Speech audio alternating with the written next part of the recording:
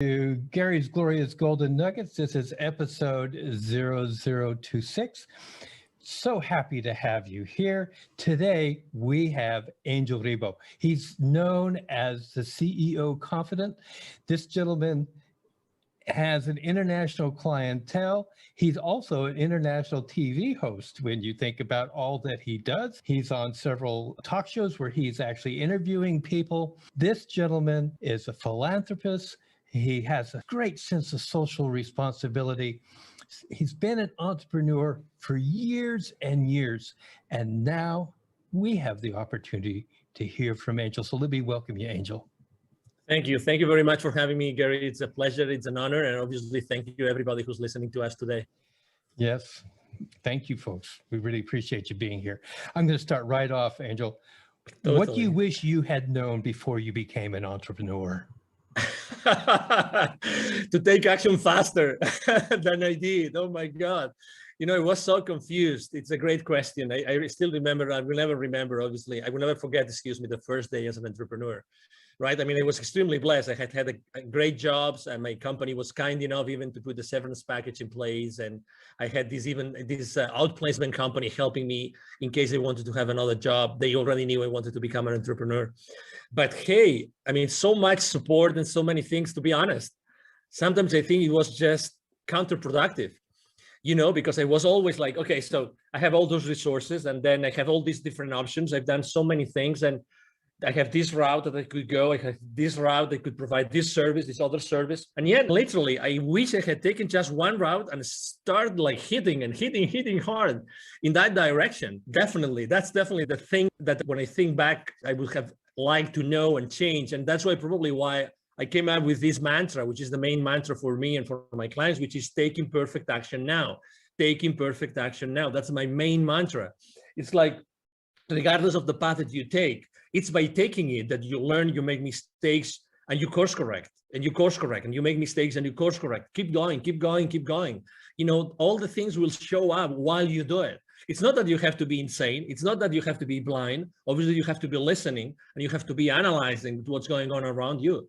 But, you know, it's like, I remember having this conversation with the director for the accelerator of the Babson College in Boston, in the Boston area. Probably you know, guys, that Babson is the #1 consistently. They deliver the #1 entrepreneurial degree in the country, if not in the world, consistently. And she was telling me right now, and that was 5 years ago, right now, in order to make a startup disruptive, we only need $10,000, $15,000. 5 years ago, we needed $200,000, $300,000.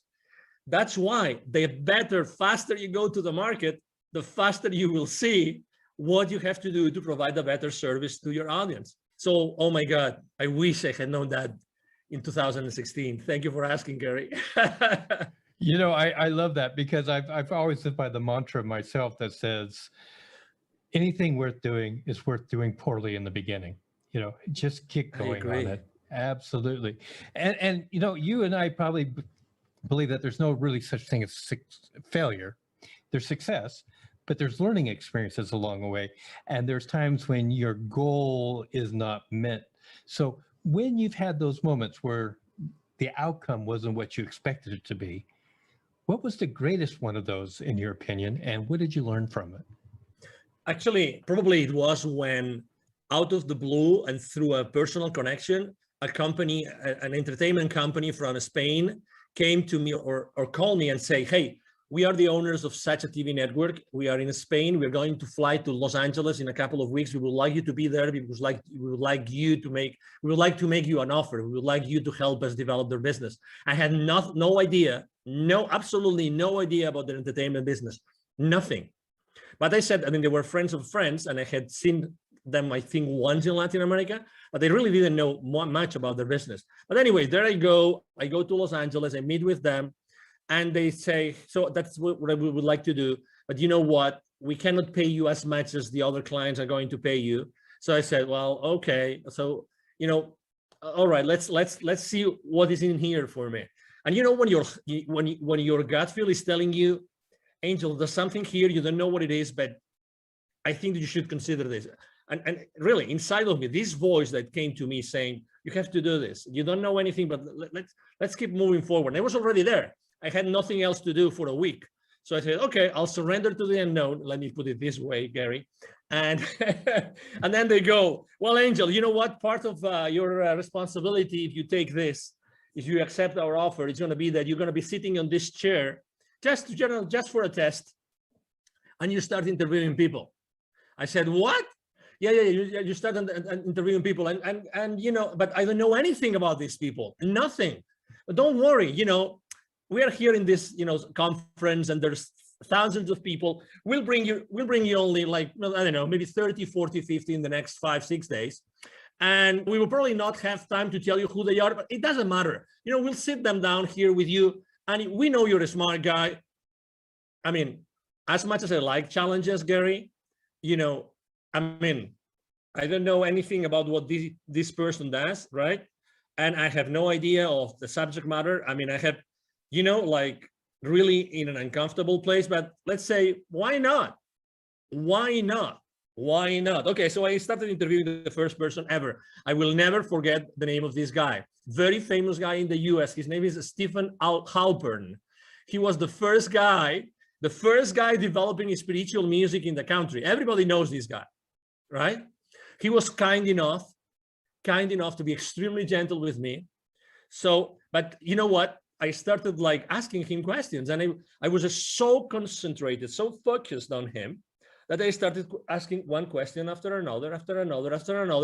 And the only thing I knew is that I didn't want to deceive the audience. So I tried just to make sure that what would the audience ask if they were me? What would they want to know?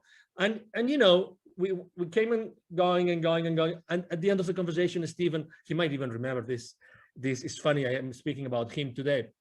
He said, wow, you did a great interview. Thank you so much. I said, what? Oh, okay. Thank you. Thank you very much. Obviously, I would never say, you know, I never recognized to him, right? Like acknowledge that it was my first ever. And the number 5 or 6 was this celebrity from Hollywood, the Michelle Rodriguez, you know, the actress from, you know, the Fast and Furious saga of movies, and you name it. I mean, but guess what? All this, like, you know, discomfort for these many days eventually put me in a place where I said, oh my God, this is a skill that I'm developing that I didn't know that I had. I didn't know that by being previously spokesperson for large corporations of America in other places in the world had helped me. Oh my God, I am at the other side. I'm becoming the host instead of the guest. There is something here. There is some, you know, there is value. Why? Because I realized that I can make available to the normal citizen the greatness of my interviewee. And this is priceless. This is priceless. So this is probably one of the stories that I think that I wanted to share after your question, Gary. I will tell you, Angel, what I love the most is if the audience is sitting here and they haven't been pelted by your golden nuggets, they're not listening. I mean, it's just one after another. It's like a machine gun going off. Boom, boom, boom. Thank you. Thank you. I love it. So what advice would you give somebody who's saying, okay, I want to be an entrepreneur, but what do you suggest? What would you say to them? Yes, you know, I think that we live in a very important moment in history. Obviously, it's now March 2021. In the upcoming weeks or months, this will be, this interview will be published.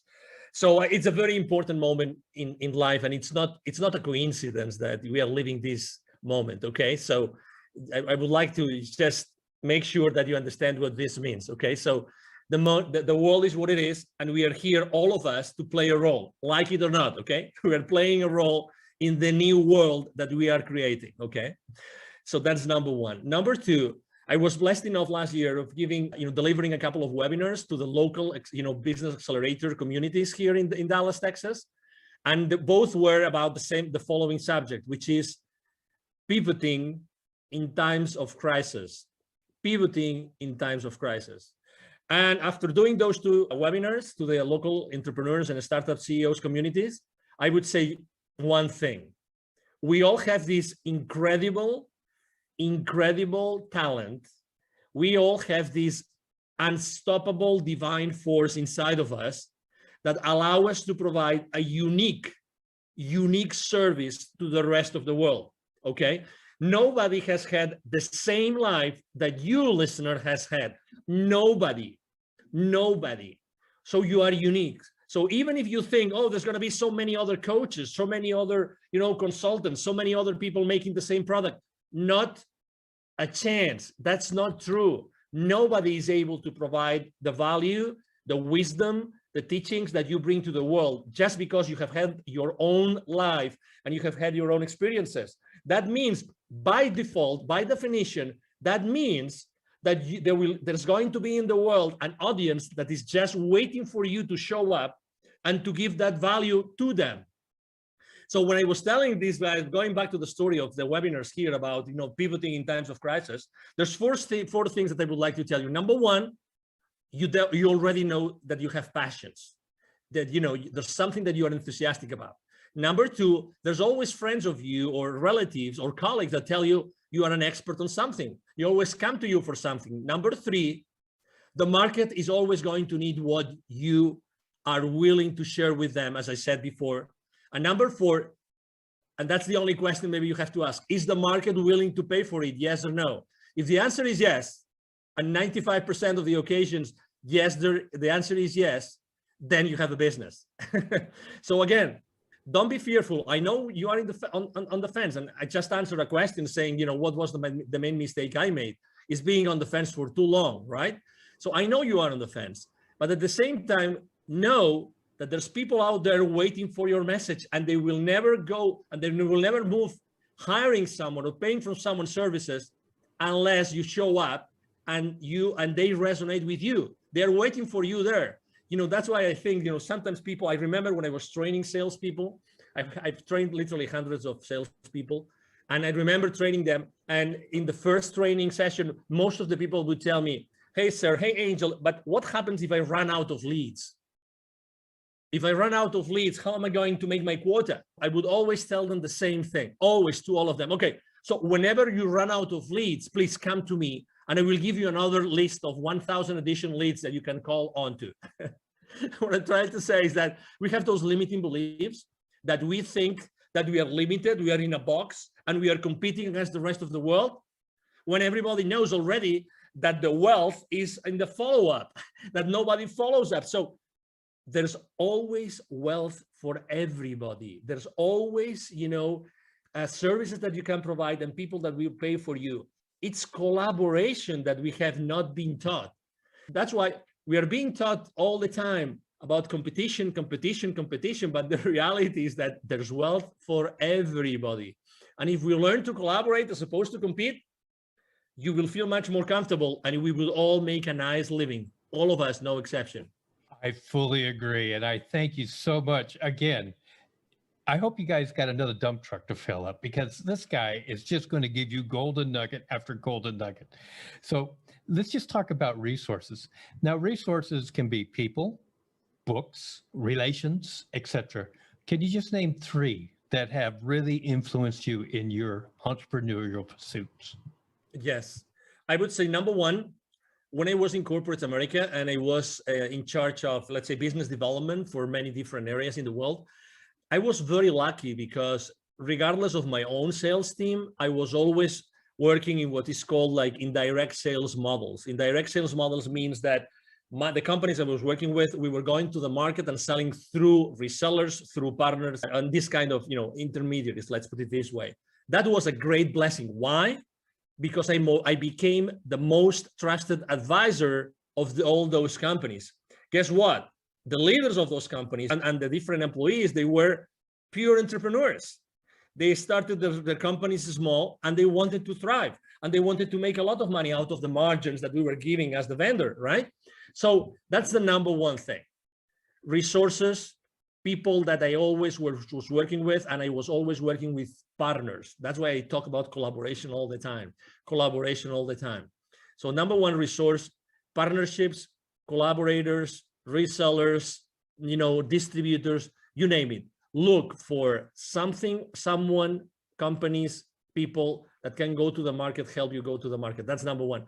Number two, speaking about books, I'm not going to be very, let's say, very conventional with my answer about books, because I would say that probably the books that have influenced me the most have been more spiritual books than business books. But had I not read this book, and I'm going to mention just one of them, I would have never done what I have done, and I would have never moved from Europe. And it's a book considered, it's a fiction book. It's about, it's a history, or excuse me, the story about a series of scrolls and revelations from the Amazonian, forest in Peru. The book is called The Celestine Prophecy by James Redfield. Had I not read that book, which was like, of course, I knew that already, but I would never say this aloud. This is, I would be embarrassed of sharing this with anybody, but I was reading the book and every single page was like, oh my God, yes. Oh my God, yes. I always had this feeling inside, but I never was able to formulate it properly. I was never able to say, oh yes, this is like this. Exactly.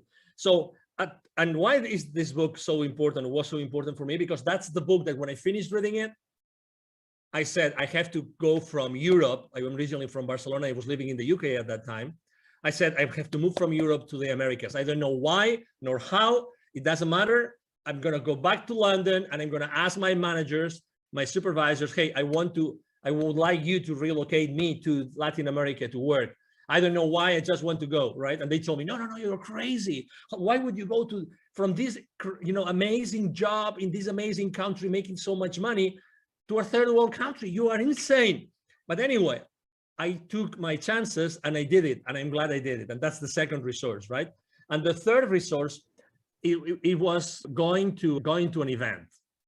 And I go to a lot of events, but this event really changed me. And although I burned my feet and that event, and now I'm giving you a clue that what event I went, and and nobody burns their feet, only the ones who are not engaged. And I was one of them. Okay, I don't mind saying it and sharing it with the world. I went to a Tony Robbins event and I burned my BLOODY feet. Okay. So, but guess what? I think that was part of the experience, and obviously it was meant to happen, right? I remember there was so many, you're talking about nuggets.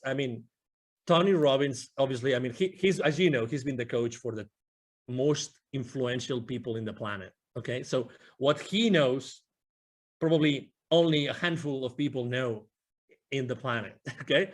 So he was just sharing so many ideas, and the idea for the first time, the idea of, if you want to be really wealthy, that's going to be proportionate to the number of people that you help.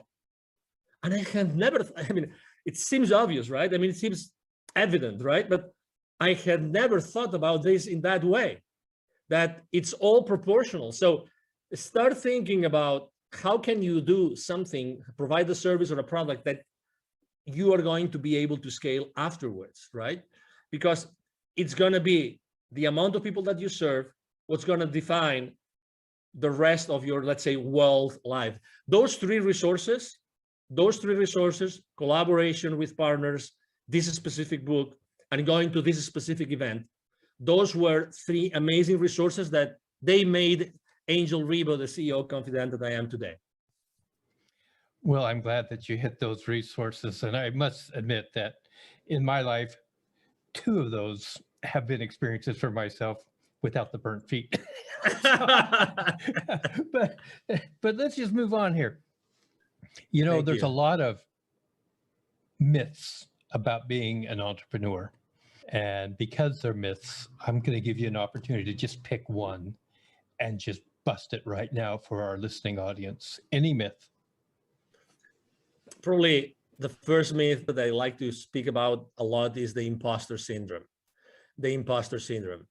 We all as entrepreneurs at some point, generally in the beginning of our journey, we think that we're not worth it, that nobody's going to hire us, and that whatever we say that we did before, it's just BS, with all due respect to everybody, okay?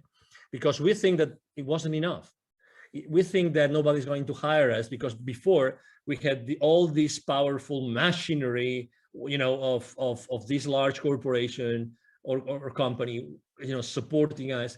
And then we think that as soon as we start saying what we did before and try to capitalize and try to show it to the world, it's fake, because it's fake because it was in another setup and it was another system and we were working with another set of goals, but it's not true.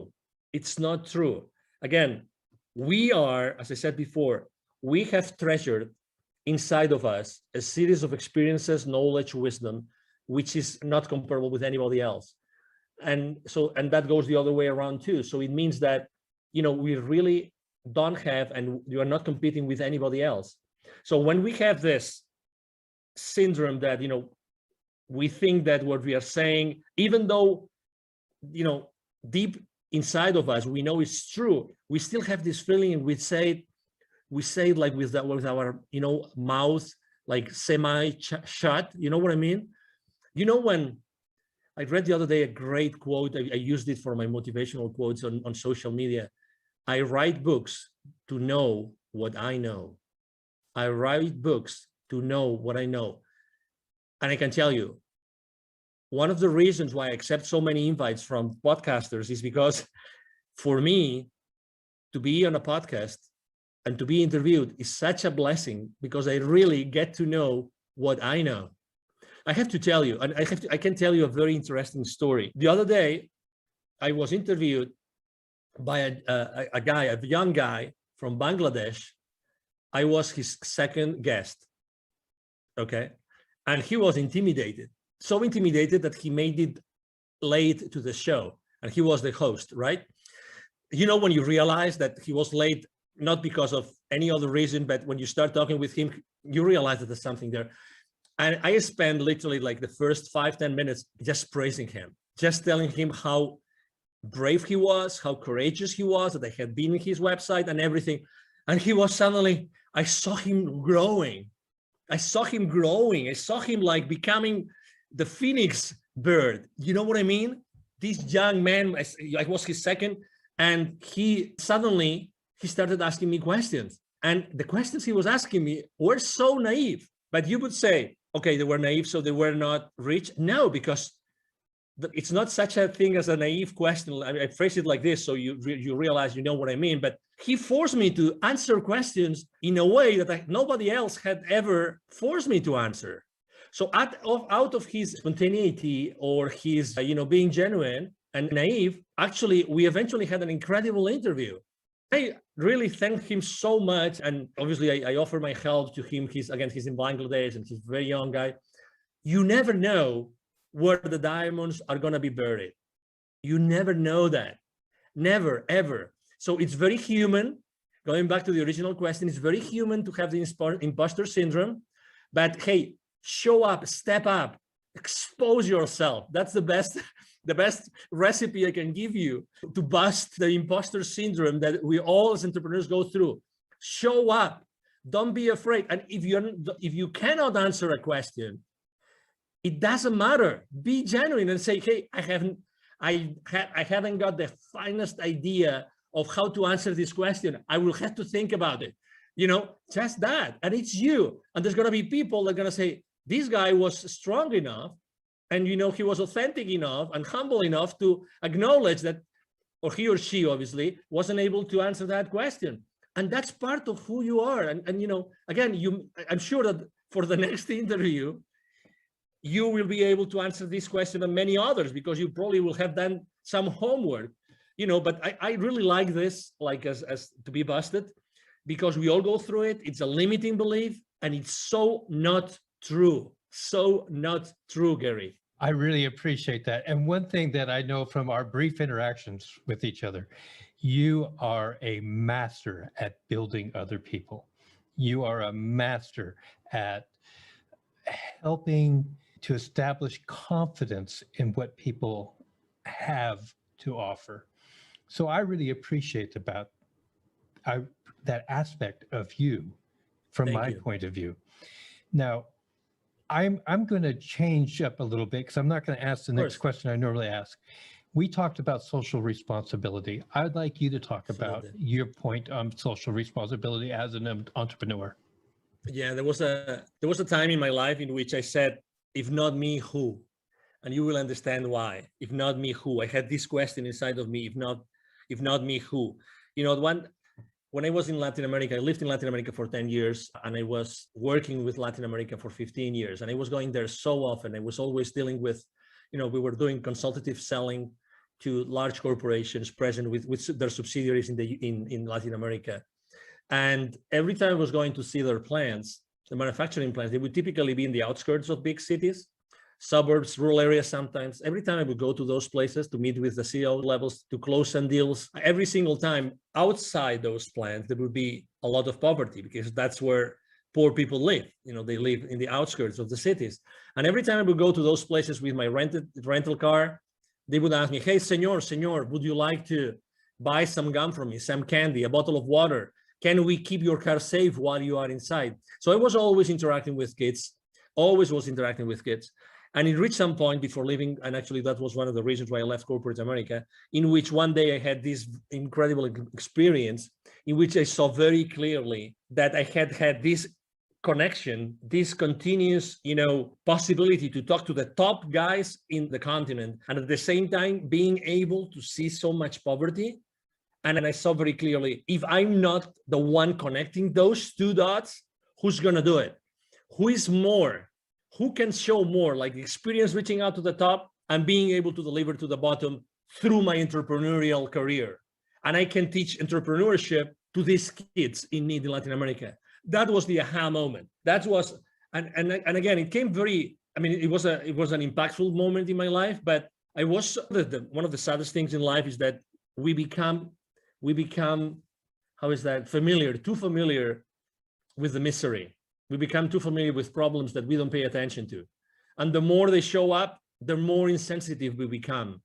We become insensitive to people that are really in depth, in deep problems. And let me tell you an example. Just in Latin America, there's 170 million kids in 2012, according to UNICEF. 81 million kids live in poverty in Latin America. 81 millions. Okay, so the population of the US is 350 million roughly. 81 million kids in Latin America live in conditions of poverty. 22 million don't have drinking water at home. 22 million. And that was from 2012. I can't imagine now, after everything that's going on in the world, I can't imagine. So that's why in 2015, after I had this experience, we gathered a team. I'm the co-founder of Wisdom for Kids. And what we do is we help underprivileged kids in Latin America become entrepreneurs using the local resources. And you see, it's like, Gary, it's like for my entire life, I was preparing for this. Isn't it crazy? It's like I had learned all this entrepreneurial stuff and connecting to all these people and knowing how to reach out to them, blah, blah, blah. All this, like, there was a plan behind it. Someone had been working on that plan for me to be able eventually to do that. That's why I was asking myself, as I said in the beginning, if not me, who? Who's going to do this if it's not me?